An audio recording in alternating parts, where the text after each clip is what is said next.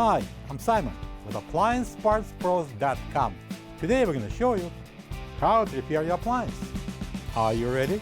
Remember, anytime you work on your appliance, make sure it's unplugged or the circuit breakers are off so there's no chance of electrocution. In this video, we'll show you how to replace the vegetable drawer in a GE refrigerator. It's going to be a very easy repair. Should only take a few minutes to show you how to do it. When you open out the package, you're going to get a new vegetable drawer. There are two identical vegetable drawers in this refrigerator. They are both located at the bottom of the fresh food section.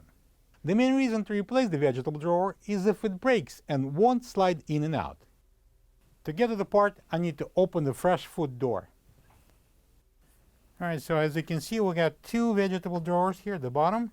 They're both identical and they are replaced the same way. So let's say we are replacing this one and we're going to pull it out straight, then lift up and remove.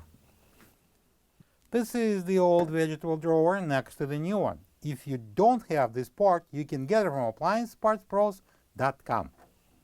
To install the vegetable drawer, we need to slide the rear end of it onto the rails, and then we can push it in. And now, when we're done, we can close the door. Plug the fridge back in and make sure it's cooling.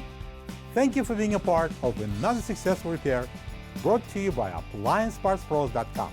For any of your future appliance repair projects, please check out our other videos available on our site, on Facebook, on YouTube, and on Instagram.